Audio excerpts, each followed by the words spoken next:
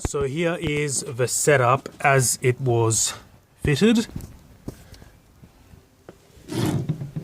Now, it was shown before, here is that spacer plate here which injector rail bolts onto. This one here came back with a fracture. You can see the fracture right there. As you can see, if you move it, that's fractured. So we had noticed the car was delivered to them with a proper hardware that Plasman supplies put here, and they needed to remove the bolt and put this earth lug on. Now I noticed while doing that they didn't reuse the original Plasman one, but they put a 50mm long bolt in place of a proper 40mm long bolt. And you can see that they've tried to cut it and things like that as well, so we got no idea how long it was when they first put it in. So we took all this out, and as we can see in the pictures, we mounted the Plasman rail with a proper Plasman spacers on here, and we noticed that here with the Plasman hardware there's no protrusion.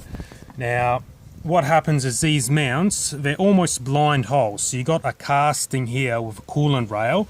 So if you fit a bolt that protrudes even the slightest bit, you snap this. And the pictures we had showed a few millimeters of protrusion. This is the rear one, so that really sits like that. Let's have a look. So there you had protrusion on the bolt they supplied. So when we mocked it up, we can see clearly when we take up all the slack and tighten everything up, that was protruding. So what we've got to do now is double check what would have happened on the car. Here you can see without this nipped up, you can see that the casting, pretty much it sits right where it should be without looking snapped, even though it is snapped. So we'll just get these injector plugs out the way. As you can see right there, it fits nicely on there as it should.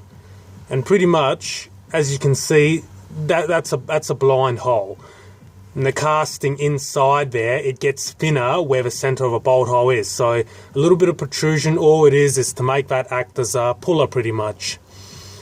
So what we're going to do now is tighten this to take up all the slack until it can't tighten anymore with hand as you would use with a spanner, and see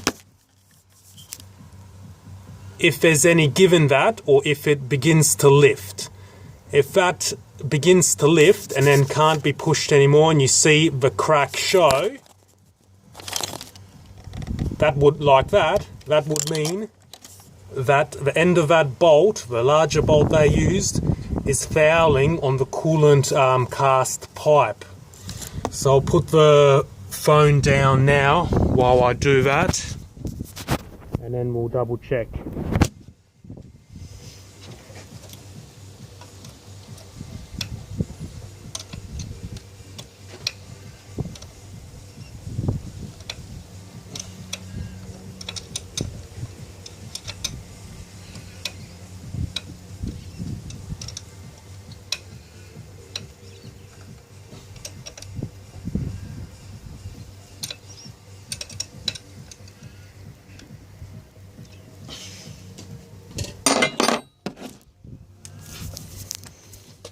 So we've just tightened it by hand, nothing extreme until we can't get it to move anymore, pretty much until it just nips down.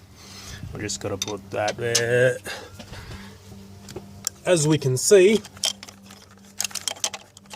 we've made sure not to move that. You can see that crack, it opens up. I'll just zoom in from here. As you can see, that bolt is now protruding through there. That would have happened. All it takes is just enough for it to crack, and that's it. And we'll even try put weight on this in case it's moved you can't get it to sit in how it was sitting before.